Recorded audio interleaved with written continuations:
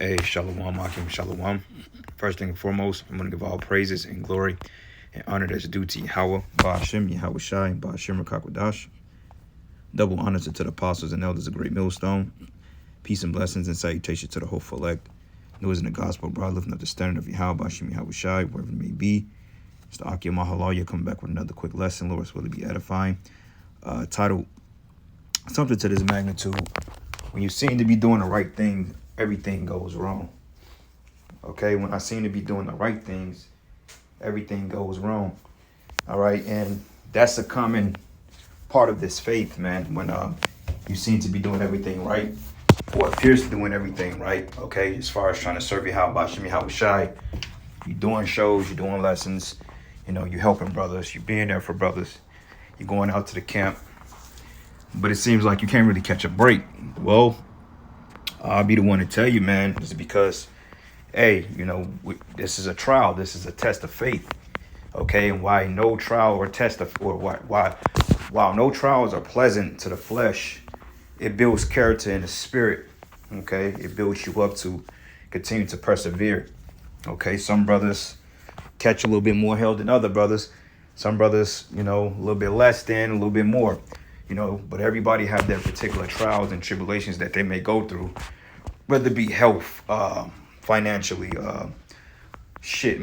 mentally, in the body, whatever you want to call it. These are all to build us up in the spirit and power of Yahweh Shem Yahweh Shai. All right, because, no trial should lead you to despair to the point that you want to contemplate suicide, though certain men of the Lord did want to give up the spirit because sometimes the afflictions are too hard to bear.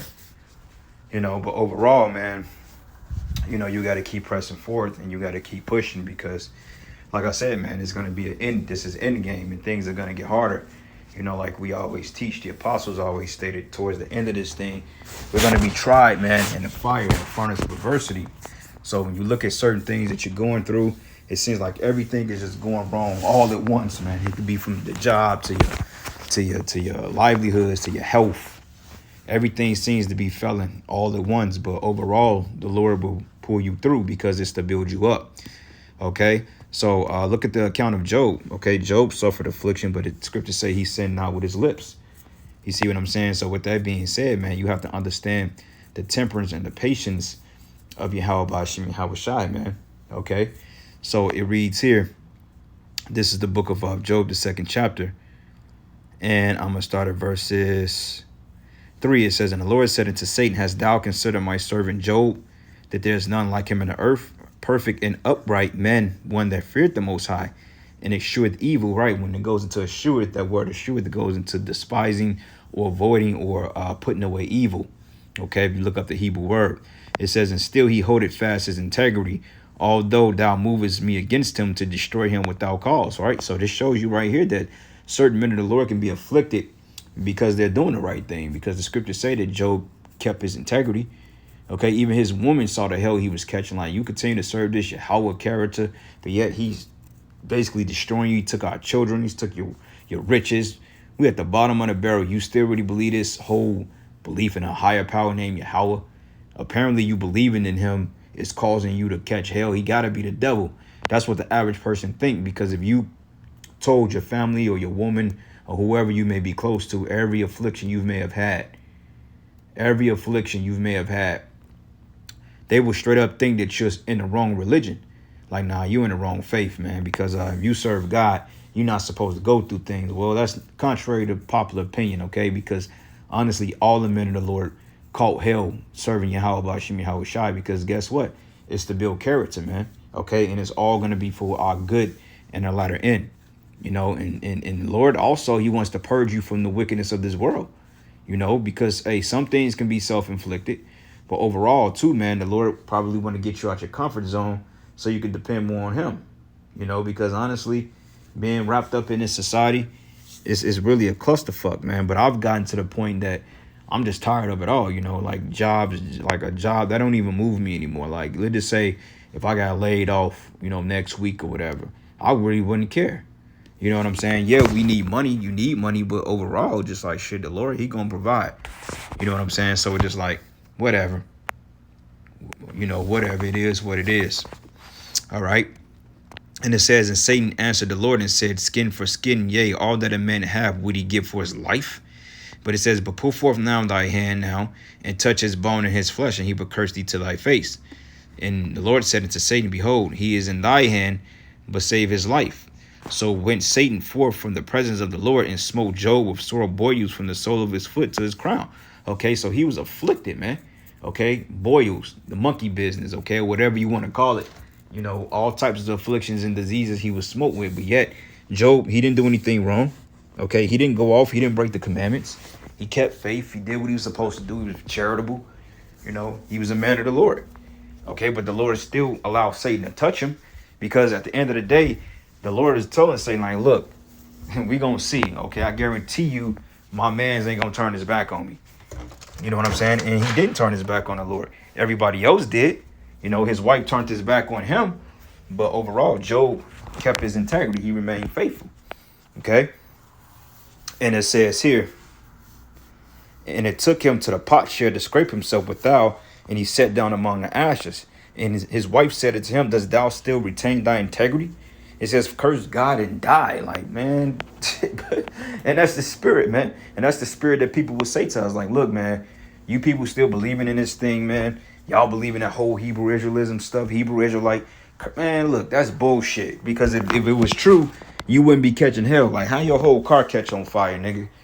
How your car catch on fire? How you get X, Y, and Z? How you going through this and that, but you a man of God? See, they don't understand the history. They don't understand the scriptures. They don't understand, you know, Yahweh Shem Yahweh Shai. They don't get it. You see what I'm saying? Because my thing is, and I was just using my situation for example. Well, I could have been in there and been burnt up, you know what I'm saying? And the Lord could have took me out, but that wasn't the case. People don't look at that like that. They look at the fact that you're losing material things, so therefore the Most High can't deal with you. But the Most High doesn't care about material shit, man. Because at the end of the day, man, the Lord is the one that's going to provide for us, regardless, you know, transportation or, you know, food or whatever, shelter, raiment, money. The Lord is going to, you know, he's going to do what he got to do to support his men, regardless of what these people think about us, you know. And it says, but he said unto her, thou speakest as one of the foolish women speaketh. What should we receive good at the hand of the Most High, and we should not receive evil? But it says, in all this did not Job sin with his lips, okay? So that's the point. He understood the balance of it. And sometimes it seems like it's out of balance. Sometimes it seems like well, damn, like, am I going to have any good? Like, you may have a couple of weeks or a month or so, or 2 months of good things happening, but you know eventually when things get too good, that's when the floodgates of hell going to open up on your ass, man. Because, I mean, a matter of shit going wrong in 1 week, it's just like, come on, man, it got to be another way, you know? But it says, now when Job's 3 friends heard of all the evil that was come upon him, and they came every one his own place, and Eliphaz the Temanite, and Bildad the Shuhite, and Zophar the Neamite, for they had made an appointment together to come to mourn with him and comfort him. And when they lifted up their eyes afar off and knew him not, they lifted up their voice and wept, and they rent every one his mantle and sprinkled dust upon their heads towards heaven. And so they sat down with him upon the ground 7 days and 7 nights, and none spoke a word unto him, for they saw that his grief was very great. Okay, very great. But remember, we're reading that Job, he didn't sin with his lips. So like I said, man, it seems like when you're doing right, everything goes wrong. And that's how it is in this truth, man. Okay, and if you in this faith, you have to understand that. Because if you don't wrap your mind around that, you could become disenchanted, you could become offended, and you can curse the Most High. You can say, man, I've been serving you, but yet, man, you ain't taking care of me. You throwing me out to the wolves. I'm losing my job. My health is declining. You know what I'm saying? My woman left me. My kids left me. But look at the book of Job. Job is an example of losing everything and getting it back. You know what I'm saying? So that's the whole point. You got to keep that in mind. In case you brothers out there may be catching unfathomable hell. Look, man, it's going to happen to us all. All right. So this is the book of James 5. And I'm going to start at verses 8. It says, be also ye patient. Establish your hearts, for the coming of Yahweh Shai draweth near. Okay, so the closer we come into the end of this thing, you know, the more hell we're going to catch. Okay, until the Lord decides to deliver us out of this hell. And it says, take my brethren, the prophets, who have spoken in the name of Yahweh Shai, for an example of suffering, affliction, and of patience, right? Patience, all right? So we go into this word patience. And it goes into, let's get the definition of it. Strong's G 3115, makrathumia. Makrathumia. All right. And it means endurance, consistency, or constancy, steadfastness, perseverance, patience, forbearance, long suffering, slowness, and avenging wrong. So a lot of times, hey, people could be putting hell on you, and the Lord takes a while to avenge you, you know, and make it seem like they've gotten away with murder, so to speak. You know, like your wife, she could commit adultery on you and go live a prosperous life and make it on a job, get a career, get a house, you know, move on with our new man. While your life appears to be falling apart, you losing jobs, transportation, your health is fucked up. Nobody wants to be around you. And her mindset, oh, nigga, I won. I beat you. Your God ain't do nothing for you. You know what I'm saying? And it could appear like that. It appeared that these people winning. Okay, because on this side, they are winning. We're losing and they're winning on this side. But overall, they don't have the victory. Like they say, you may win the battle, but you ain't going to win the war. Okay, we're going to win the war. They may be winning these little short time victories against us, but overall, we're going to win the war, man. All right.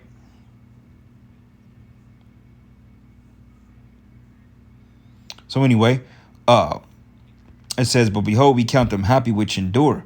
Ye have heard the patience of Job and have seen the end of the Lord, that the Lord is very pitiful and of tender mercy. Okay. And that's the whole point thing. But above all things, my brother, swear not by heaven, neither by the earth, neither by any oath, but lest your yea be yea and your nay be yea, yes, you fall into condemnation. All right. Point being made on that. Also, I had a couple more precepts I pulled up. Okay. 1 Corinthians, 2 Corinthians 2 and 4. It says, in every way we're troubled, but not crushed. Okay. Frustrated, but not in despair. Persecuted, but not abandoned. Struck down, but not destroyed. Right. You know, we are troubled. We're troubled on all sides. Okay. Because nobody is vouching for us. Nobody is vouching for the men of the Lord. It says here, we're troubled, but not crushed. Frustrated, but not in despair. So I can get that in the King James Version. That's 2 Corinthians 4. All right. And 8. It says we are troubled on every side, yet not distressed. And some of us are distressed, okay? But it says we are perplexed, but not in despair, okay? So we can look up the word perplexed real quick. In Aporio. Strong's G 639, apareo. Aporio. Apareo. All right. So it means to be left without resources, okay? It says to be in straits, to be left wanting, to be embarrassed, with humiliation. It says to be in doubt, not to know which way to turn, to be at loss with oneself, be in doubt, not to know how to decide or what to do, to be perplexed. Yeah. Okay. And that's part of it. You know, it says we are perplexed, but we're not despaired. So, yeah, you got those moments of confusion. You like, I don't know what the fuck I'm going to do, man. You know, fucking traffic warrants out. You know what I'm saying? Some shit coming in the mail from 15 years ago, you being sued for 50, 60 grand for something, you know, just stupid stuff like that. Yet you barely making ends meet. You like, how the hell are you going to get through this? But somehow, some way you get through it. It says persecuted, but not forsaken, cast down, but not destroyed, always bearing about in the body of dying of the Lord Yahushai, that the life also of Yahushai may be manifest in our body, right? Because he was the perfect example of affliction and patience too, man. Yahushai went through it. He caught it. It says, for we which live are always delivered unto death for Yahushai's sake, that the life also of Yahushua may be made manifest in our mortal flesh. Because look, this flesh has to be killed. It says, so then death worketh in us, but life in you. But we having the same spirit of faith, according to as it is written, I believe, and therefore I have spoken. We also believe, and therefore we speak. And this trial is not for every man, okay? Because some things are just too hard. Like certain men get afflicted to the point they fall out the truth because they can't deal with it. But see, the Lord, he's groomed men like us since the beginning, because if you notice in brothers' lives, they've been catching hell before they was in the truth, and etc. Okay, Psalms 34:19. Many of the affliction of the righteous, but one the Lord Yahweh delivers him from them all, and he would keep all of his bones, and that not one of them would be broken. Okay, 2 Corinthians 1 and 6 and 7, it says, and whether we be afflicted, it is for your consolation and salvation, which is effectual in enduring of the same suffering which we also suffer, or whether we be comforted.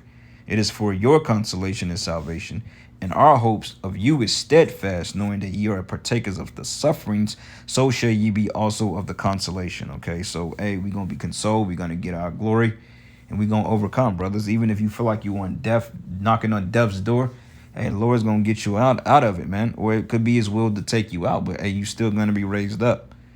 Okay. 2 Corinthians 6:4 says, in everything we do, we show that we are the true ministers of the Most High. Okay, so let me get that. Corinthians 6:4.